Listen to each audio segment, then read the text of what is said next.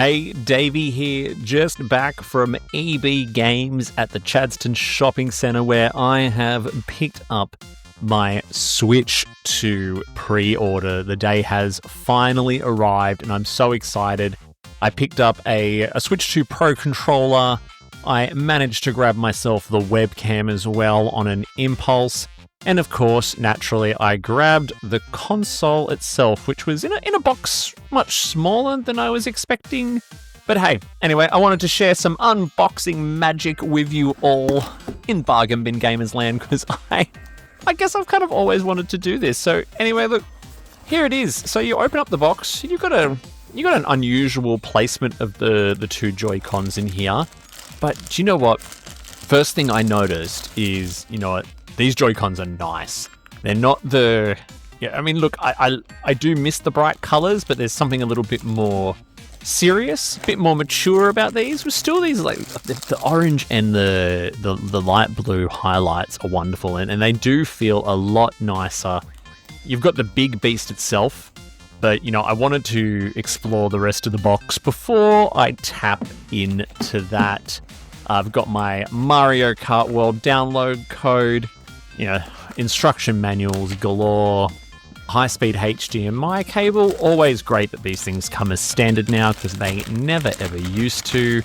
Lots of plastic, of course. And then you've got the straps for the Joy-Cons. Love these. I love the clip-on nature of them much more than those fiddly rail ones of the original Joy-Con, which caused no end of pain when they first came out. Whoever completely screwed up their original Joy-Cons with those. Although I did struggle figuring out how I should actually snap these on. It wasn't immediately apparent to me. But, you know, once it's on, it's good. It's got nice little pads there for the mouse functionality, which I haven't had too much of a chance to play around with yet. And I somehow managed to put both of them on incorrectly in the first go. I also wasn't quite sure how I actually get them to come off. I was like, what's this button? Does this button take them off? But no, they just sort of seem to pull off on their own, which is fine. So you dive into the bottom of the box, and there's a few more other bits and pieces in its guts down here.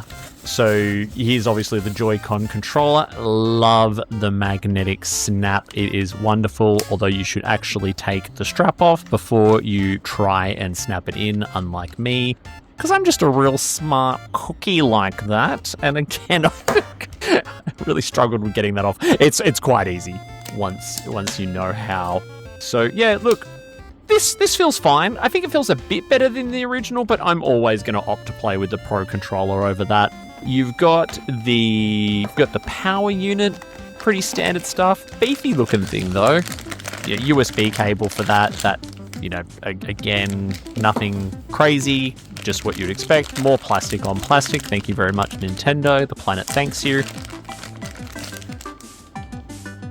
And then we've got the dock, which is, it's a meaner looking thing than the original dock, but, you know, I think it actually, I like the nice curve of it. I think it has a much more modern aesthetic, and look, that's pretty much it for the main box of, that's all that you get. So let's have a look at the actual unit itself. As has been warned, I did not remove the plastic film because apparently it's a shatterproof film.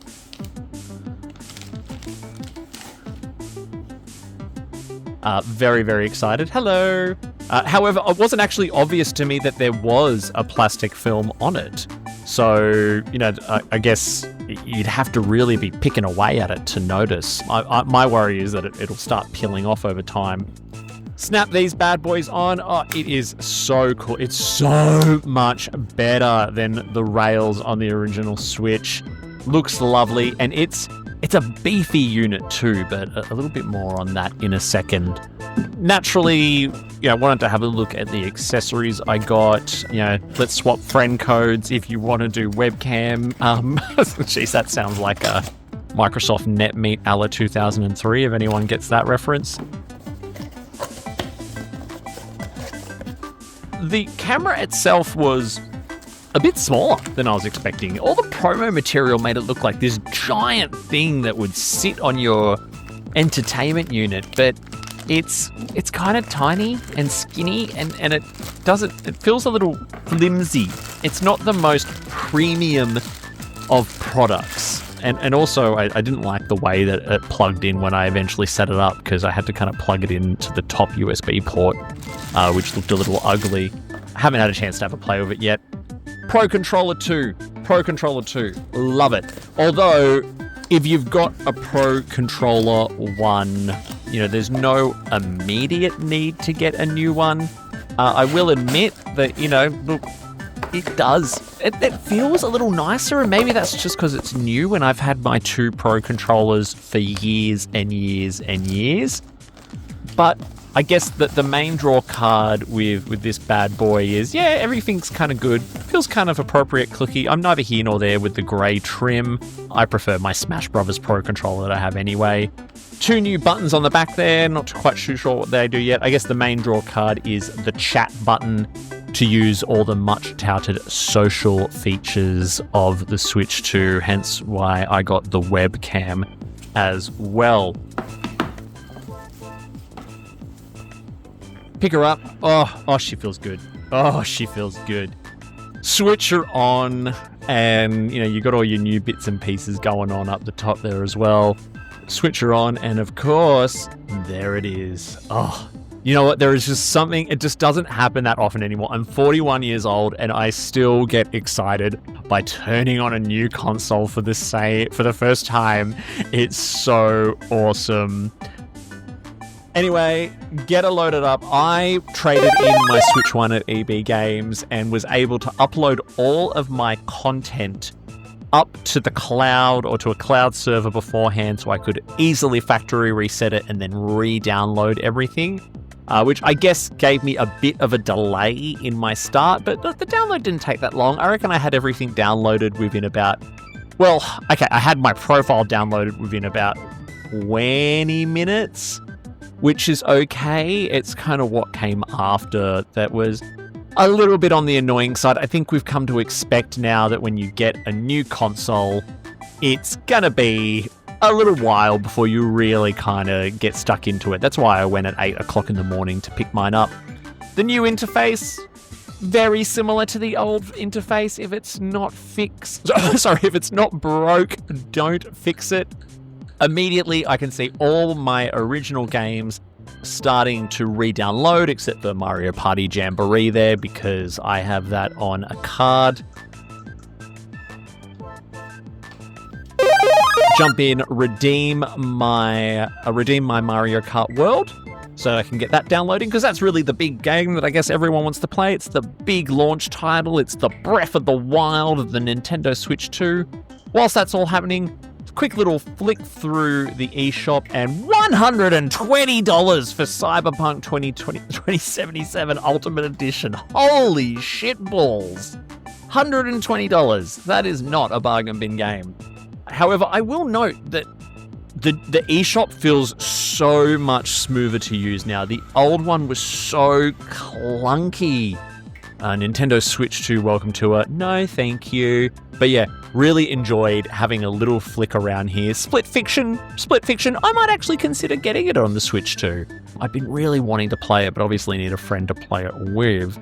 But the main thing I was really excited about was a free download of the Nintendo GameCube games, and obviously I wanted to jump in and get my free upgrades for Tears of the Kingdom and Pokemon Scarlet as well. Really excited to try the new additions of those with better frame rates and enhanced resolution.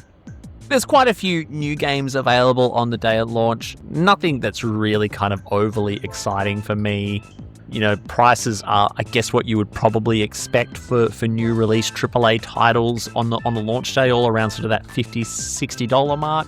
What I was surprised by, just the sheer number of legacy Switch games that have got free updates. I knew about Pokemon Scarlet. I didn't know about Super Mario Odyssey or the Zelda game, which I can't remember the name of, the one where you actually play as Zelda. And those all come down automatically, which is great if you have those games.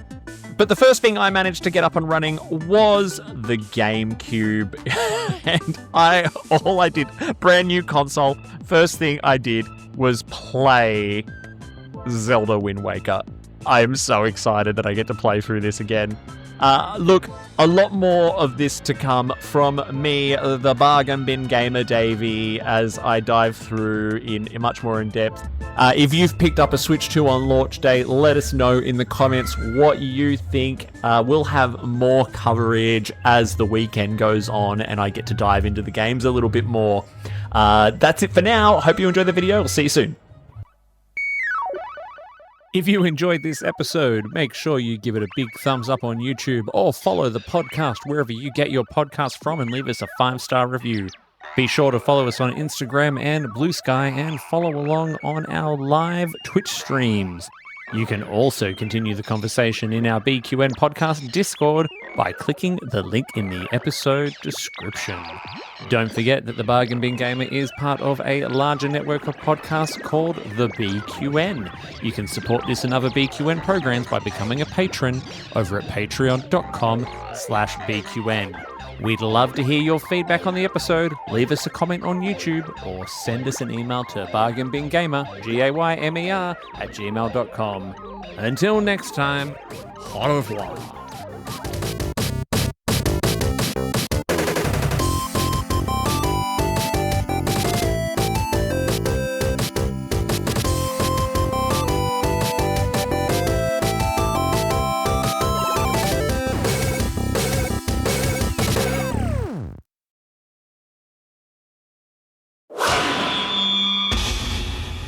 Double T Media.